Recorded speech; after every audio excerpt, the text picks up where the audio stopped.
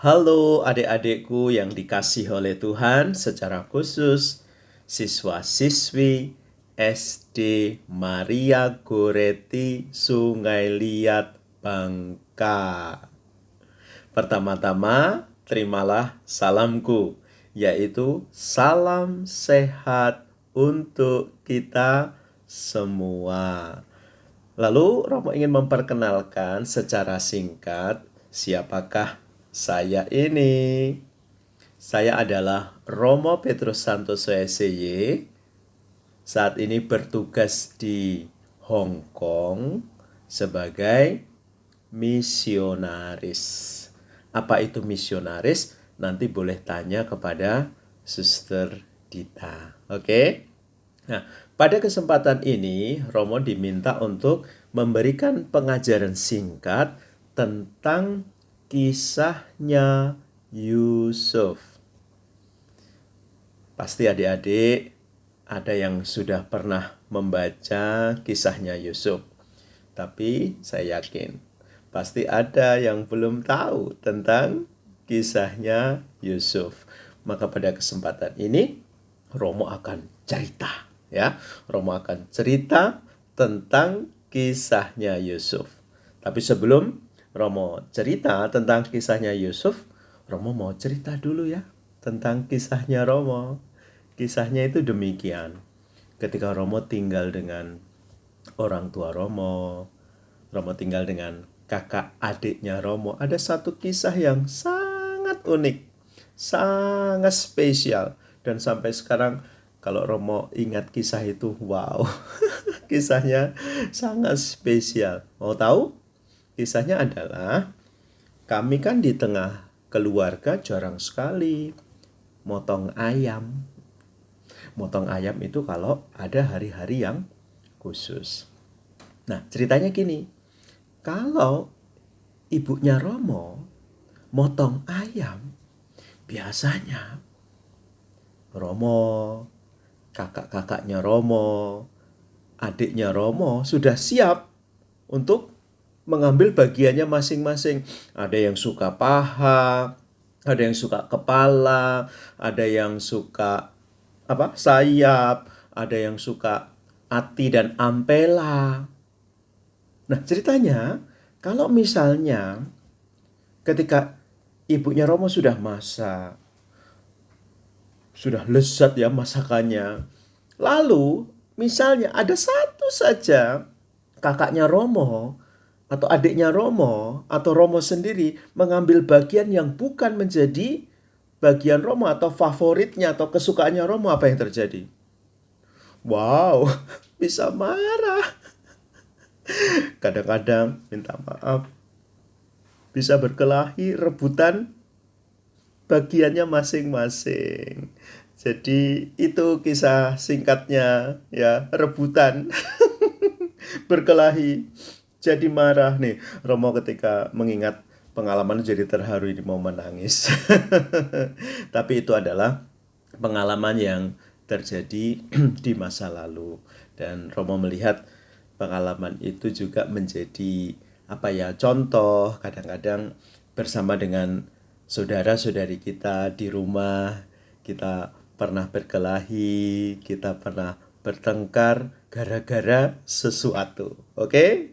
Saya kira adik-adik juga punya pengalaman itu ya, tapi tidak boleh kemudian kita dendam, tidak boleh kemudian kita bertengkar terus-menerus, itu tidak boleh ya. Adik-adik harus bisa mengampuni, mengasihi saudara-saudari yang adik-adik punya. Nah, sekarang mari kita masuk kepada tema kita. Saya memberi judul adik-adik, silahkan ditulis, ambil bukunya, ambil catatannya ya, penanya diambil atau pensil, silahkan dicatat. Nah, tema yang mau saya bagikan ya judulnya adalah pribadi yang kuat. Saya ulangi, pribadi yang kuat. Maka lengkapnya demikian. Menjadi pribadi yang kuat, belajar dari kisahnya Yusuf. Belajar menjadi pribadi yang kuat, belajar dari kisahnya Yusuf. Oke? Sudah dicatat ya? Nah, sekarang Romo ingin memberikan 4 poin. Ya, 4 poin. Silahkan ya diperhatikan, dicatat ya, poin per poin. Poin yang pertama, bagaimana kita bisa menjadi pribadi yang kuat. Yang pertama adalah menjadi pribadi yang kuat, kita harus bisa melewati yang namanya ujian. Kalau adik-adik dengar yang namanya ujian, aduh, ujian lagi, pusing, pusing. Tapi tentu yang Romo maksudkan dengan ujian adalah di sini Yusuf mendapatkan ujian yang sangat besar. Ujian yang dialami oleh Yusuf adalah, adik-adik mau tahu? Saudara-saudaranya Yusuf tidak suka dengan Yusuf. Mereka cemburu dengan Yusuf. Mereka iri hati dengan Yusuf. Sehingga mereka melakukan yang jahat kepada Yusuf. Dan itulah ujian yang dihadapi oleh Yusuf. Dan tahu adik-adik, karena saudara-saudarinya ini begitu benci, iri hati, cemburu, apa yang terjadi? Yusuf dibuang dan dijual. Masih ingat ya adik-adik? Yusuf dimasukkan ke sumur. Dan setelah itu Yusuf dijual kepada seorang penguasa di Mesir. Waduh, kasihan ya Yusuf. Dia dibuang dan dijual. Tapi kemudian apa yang terjadi? Yusuf menjadi pribadi yang kuat. Dia bisa melewati ujian di dalam hidupnya. Itu yang poin pertama. Jadi menjadi pribadi yang kuat, kita harus bisa melewati yang namanya ujian. Lalu poin yang kedua, Romo ingin mengatakan menjadi pribadi yang kuat, kita harus bisa bekerja keras dan disiplin. Untuk menjadi pribadi yang kuat, Romo ulangi, kita harus bekerja keras dan disiplin. Dan di dalam kisahnya Yusuf, kita bisa melihat, adik-adik bisa membaca dari Kejadian bab 40 ayat 1 sampai 15. Semuanya dimulai dari mimpi. Yusuf diminta untuk menafsirkan sebuah mimpi. Dan dari situ lihatlah adik-adik, Yusuf diberi kepercayaan yang luar biasa.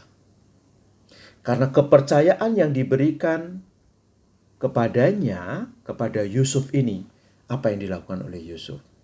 Dia bekerja keras dan dia disiplin.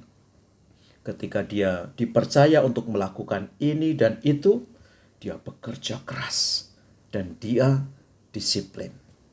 Itulah sebabnya adik-adik, kalau mau menjadi orang yang sukses, adik-adik harus bekerja keras dan disiplin. Ketika adik-adik diberi kepercayaan oleh orang tua, oleh guru, oleh siapa saja, adik-adik harus melakukannya dengan kerja keras dan disiplin. Oke? Contohnya ketika adik-adik diberi pekerjaan rumah, adik-adik harus mengerjakannya dengan baik dan disiplin. Harus tepat waktu, tidak boleh terlambat. Itu poin yang kedua. Untuk menjadi pribadi yang kuat, kita harus bekerja keras dan disiplin. Lalu sekarang kita masuk poin yang ketiga. Poin yang ketiga adalah untuk menjadi pribadi yang kuat, kita harus rajin berdoa. Mengapa kita harus rajin berdoa? Alasannya adalah supaya kita dekat dengan Tuhan dan kita dijauhkan dari hal-hal yang jahat.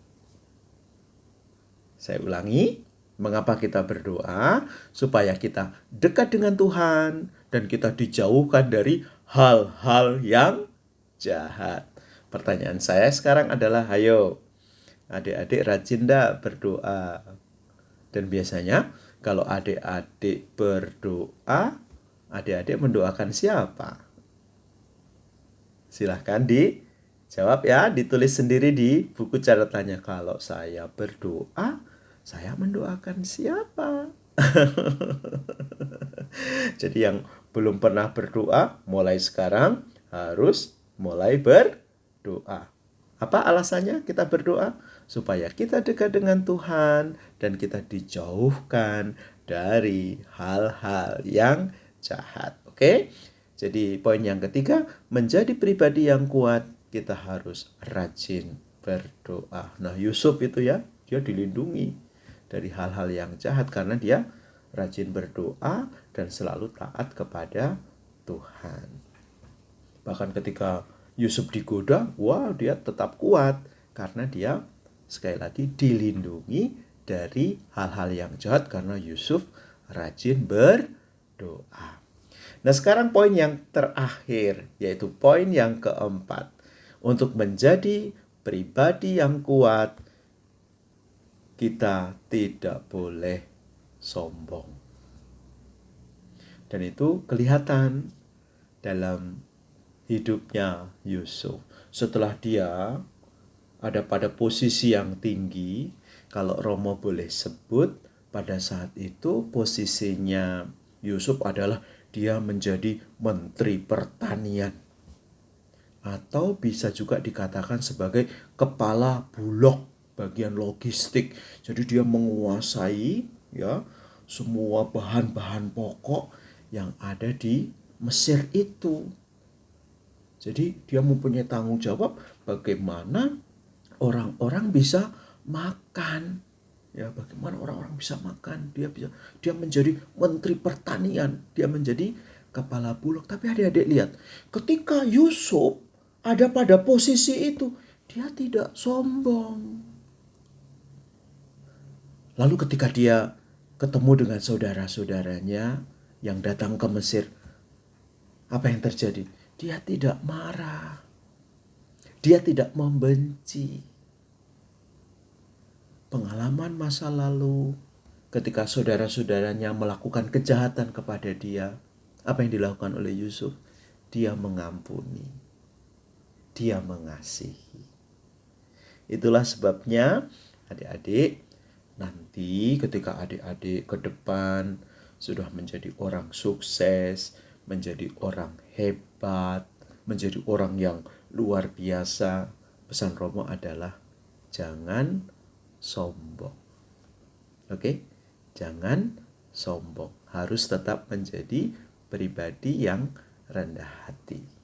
Kita belajar dari Santo Yusuf, meskipun dia pernah dibuang dan dijual oleh saudara-saudaranya, dia tetap menyayangi, dia tetap mencintai, dan dia tetap mengasihi saudara-saudaranya. Maka sebagai lagu penutup, saya ingin mengajak adik-adik untuk juga saling mengasihi, khususnya anggota keluargamu. Romo akan menyanyikan satu buah lagu, lagunya demikian. Satu-satu aku sayang ibu, dua-dua juga sayang ayah, tiga-tiga sayang adik kakak, satu, dua, tiga sayang semuanya. Ayo kita bersama-sama nyanyi ya. Satu-satu aku sayang ibu, dua-dua juga sayang ayah, Tiga, tiga, sayang adik kakak. Satu, dua, tiga, sayang semuanya. Begitu saja adik-adik, terima kasih sudah mengajarkan pengajaran dari Romo jauh-jauh dari Hong Kong. Begitu saja, Romo ingin memberkati adik-adik semua dan juga Suster Dita dalam nama Bapa dan Putra dan Roh Kudus. Amin. Tetap semangat dan salam sehat.